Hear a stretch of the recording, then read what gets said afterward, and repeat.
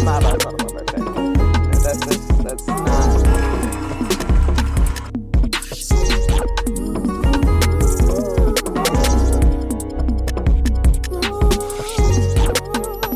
Yo, what's up? What's up? It's been a minute. I am about to go to a play. I'm about to go see Anastasia. Anastasia was still is one of my favorite animated movies. I feel like I probably told y'all before previously, but love Anastasia. As soon as I found out that there was a tour, I bought the tickets. I had to come see this. So I actually just got here. It took like an hour and a half for me to get here. I really thought it was going to be longer, especially since traffic is so bad. It is in Virginia Beach. But yeah, it wasn't that bad getting here. Traffic wasn't as crazy as I anticipated it to be, especially since it's a Saturday too. Like, I guess everybody's at home today, but we out here. I'm probably gonna see my best friend while I'm out here. We'll see. He hasn't hit me back yet, so I don't know what he's up to. If you wait too long, I'm gonna be back home.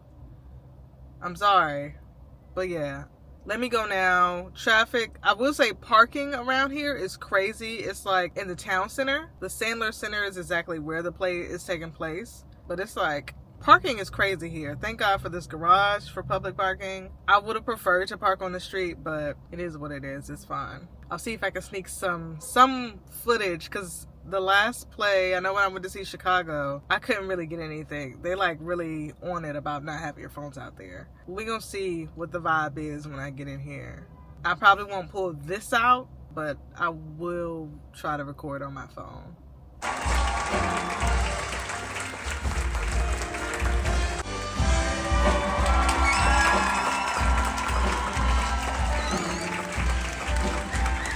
Good morning, good morning, good morning. It's the day after the Anastasia show. The show was good. It was a little different from the movie. Not even a little different. It was, well, no, it still had like obviously the same like plot and storyline. But instead of like the whole spiritual afterlife aspect with Rasputin and the bat, they made it more historical, I guess, and more Russian. But it was good overall. Everybody did good. Seeing a play at the Sandler Center versus the Chrysler Hall in Norfolk is a huge difference. The Sandler Center has way better production. They even had like this video wall in the back that like would give us different backgrounds and just add to the storytelling. Everybody was mic'd up. The volume was decent. It is smaller. The theater itself is smaller, but it still made for a good experience. Like, it was good. I had a good time. And it was cool seeing the difference between the two theaters also. I ended up sitting next to this family, and the little girl was like so bored out of her mind. But I couldn't even be mad, because this isn't really something you bring anybody under 12 to. I'm not sure if I would do that voluntarily, but I don't know what they got going on. Shout out to them. The mom seemed cool. Right now I'm about to head out and go to the gym. Today is back and bicep day. However, the last time I was at the gym, I tweaked something in my back. Like the top of my back. It's given like I pulled something a little bit. I am feeling 90% better. I knew it was going to go away in a few days. It's still not all the way gone. So today, I think that I still want to do back and biceps, but I'm going to be lifting very light and just being very intentional and paying more attention to what I'm feeling when I'm doing these movements that I do. It's not going to be an intense workout. I'm still going to run for sure. But like as far as lifting goes, I'm lifting light, keeping it easy, and then we getting out of here. Also, I've been letting my eyebrows grow out for like since February. I'm letting them grow out so when I do them again, they'll look more full. They were starting to look a little too thin. I am a thin eyebrow girl, but I like to have a little more volume than I was starting to have. So I'm letting them grow out. I'm giving them until my birthday because I gotta have my eyebrows done on my birthday. That's not in question. We have to have that. So yeah, they coming in nice, coming in thick, full. I like that. I was gonna paint with the wine. You can call me Whitney. I know that he'll name. This is the baddest in school, the baddest in the game. Excuse me, honey, but nobody's in my lane. You was in New York, you was stuck in the Yankee. I was fucking with Bass, I was pitching a Frankie. These bitches so cranky, give them a hanky. But mama, I'm cold, give me my blankie. Flyers in the cake, I can hire them a plenty. The Snow White, I ain't on a bundle.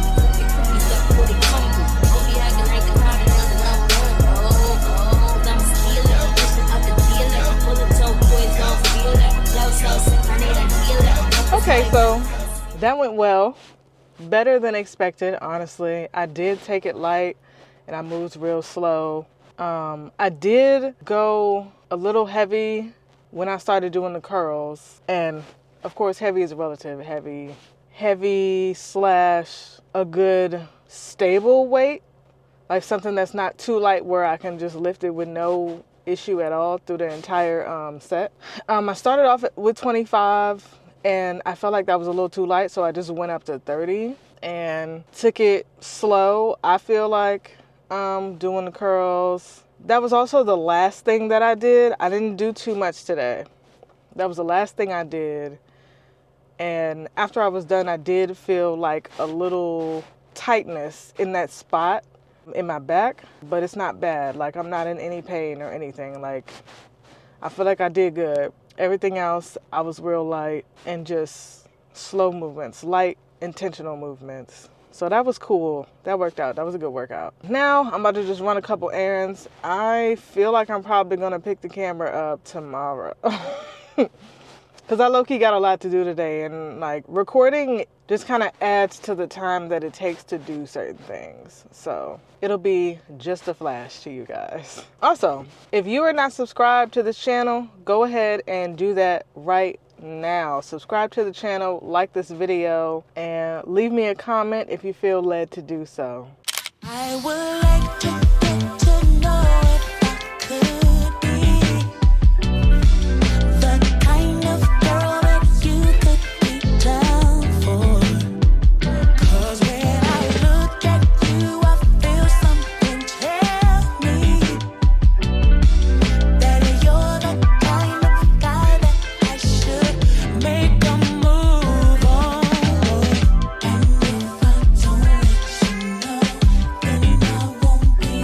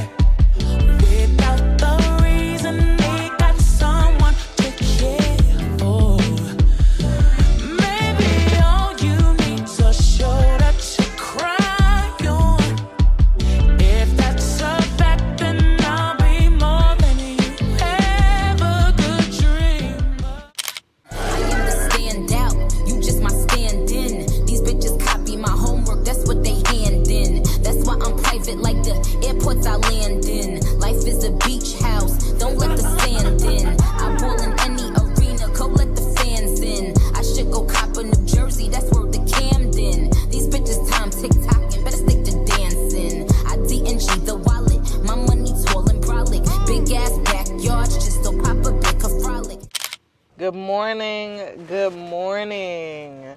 It is chest, shoulders, and tricep day. So we about to go to the gym again. I'm taking it easy again today because yesterday I was doing some activities that had my back muscles tense. So I'm going to do my best to be as intentional as I was for back and bicep day. But for real, I really just wanted to get on here and just talk to y'all. I was just talking to one of my friends about, I don't know how familiar you all are with gospel music, specifically gospel music from the 90s or gospel artists. Karen Clark Sheard. When I met her, she was Karen Clark.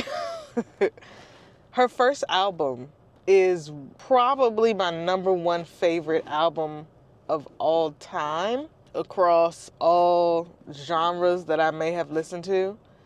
Her first album is my favorite album, and it's so hip-hop.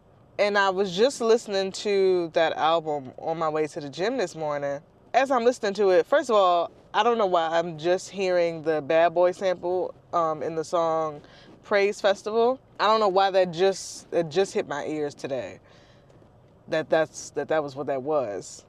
But like, I think Karen Clark made me fall in love with hip-hop. When I was younger, I had this tape player, always had my tape player on me at all times. And I'm not sure if this was the only album that I had or if this was just always my favorite album. I really don't know. It's giving that was all I had to listen to, but whatever. But I know I listened to this album every single day, over and over and over again. And it's so heavily influenced by hip-hop and R&B of the 90s. And this is the sound that I fell in love with. This is the album that I fell in love with, and this is the sound that I fell in love with. And like, I was just thinking, Karen Clark is the reason that I love hip-hop. Karen Clark Sheard is the reason that I love hip-hop. She made me fall in love with hip-hop. It's crazy to think, well, if you think about the history and just the type of artist that she is, it's not that crazy to think that Karen Clark specifically would be the reason.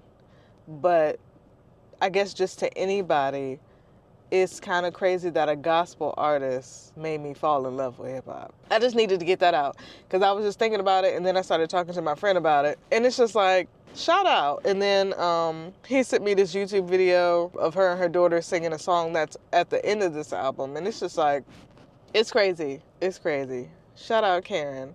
And also, shout out the other Karen Clark that I met like 2 years ago, maybe 2.5 years ago. Shout out to you. Respect to you. With margarita pizza, with parmesan and garlic. These bitches thirsty, I can see why they alcoholics. Ain't gotta ever talk about it when you are about it. Just bought a new car, not to drive it, but to walk around it. Just call me Nikki, cock the blicky, the Minaj is silent. Brand new vanilla Maserati, I've been Haagen-Dazsing. He call me solid, even though I'm dripping water diet. Big booty sticking out, my Daisy Dukes will cause a riot. These bitches still my sons, who could ever deny it? My packs hit different, who could ever supply it? No one bitch could be my op, that shit offends